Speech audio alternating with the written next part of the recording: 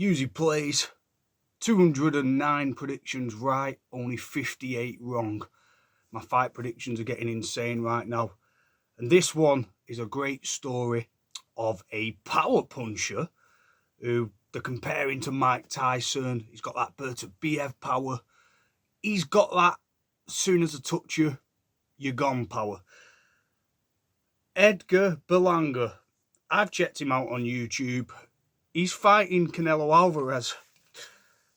Now, the story of boxing goes, you get a middleweight, super middleweight champion coming up, beating a lot of fighters, Uber drivers, but boxing's boxing. You get put with anyone. His last fight was against Paddy McCrory from Northern Ireland.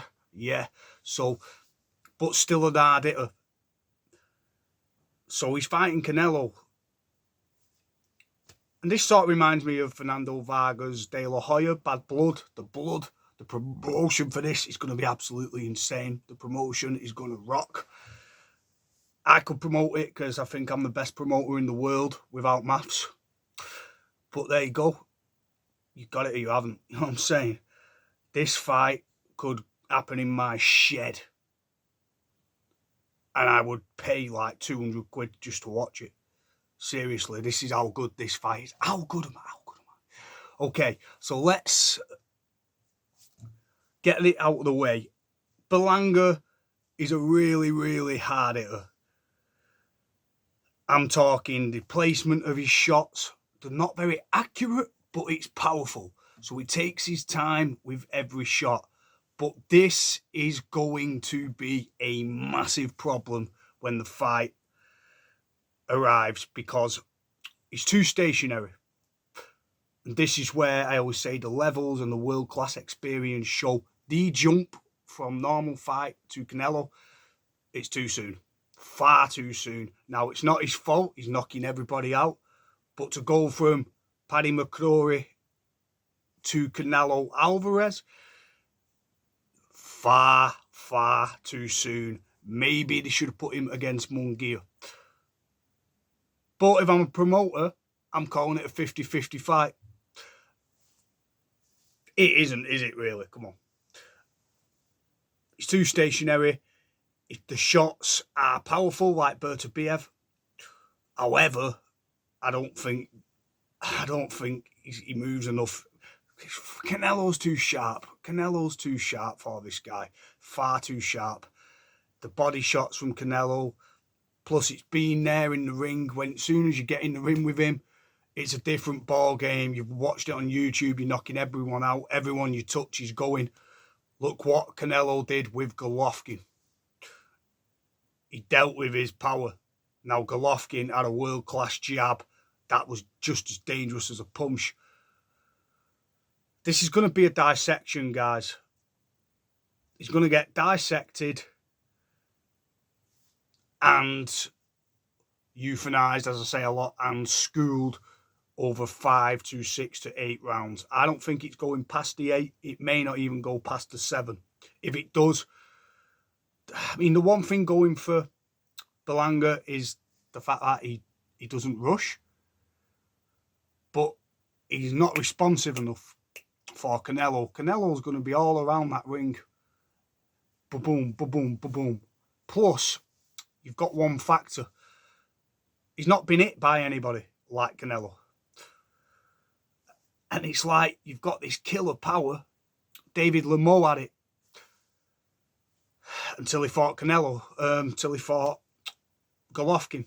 And that was a brutalisation. And I sort of see this going that way.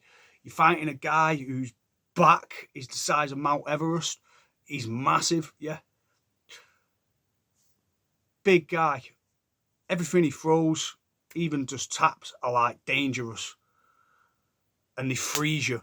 But Canelo has got a chin, as we've seen. Even is it Povetkin couldn't knock him out, yeah? Not Povetkin. It's the guy called who was supposed to fight.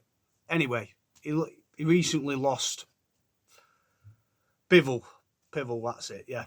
He recently lost to him and went up a weight, but he never got knocked out by him. What kind of power does Berlanga have if it's not placed with accuracy, speed, timing, volume and activity. Take the power away, what you're watching on YouTube. It's easy to watch him knocking out leisure centre sort of fighters. Now, the fighters, and it's no disrespect, anyone you knock out can knock you out. However, you don't go from playing Brentford to then beating Barcelona in the Champions League, do you? How you get there, and it is just, it's literally like that. It's a massive mismatch.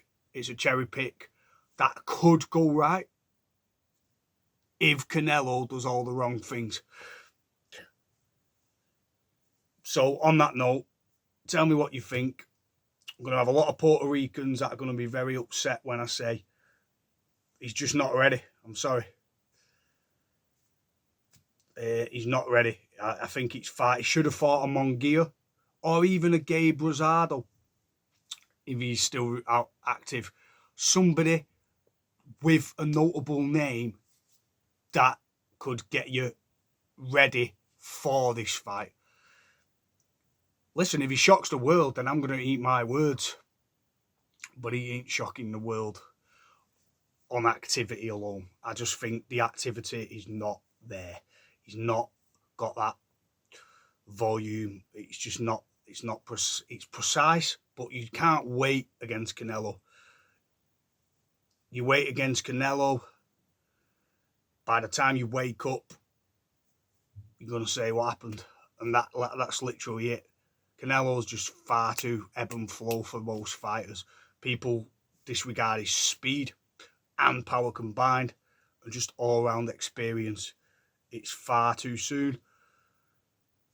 However, I don't blame him for taking this chance because you only get one shot. He can come again and fight a Caleb Plant, who again is far too experienced in volume and just footwork for him. But he would stand a better chance against Plant, possibly because of the power, because Plant struggled with Benavidez. So if you've got power, you've always got a chance to beat anybody. However, not somebody like Canelo with every tool in his arsenal. Peace. Put your comments underneath, guys. I spoke like a true great today. I'm not going to lie. That wasn't bad for me. Enjoy the fight. I can't wait. It should be Cinco de Mayo or something. But yeah, probably will be, won't it? But yeah. Although it's Mexico versus Puerto Rico, so these fights are always quite entertaining. And this is the greatest Mexican fight of all time. Barrera versus Morales 1. I love it. I can't wait. It's going to rock. But Canelo wins. Get your comments underneath. Tell me what you think. Am I right or am I wrong? Peace.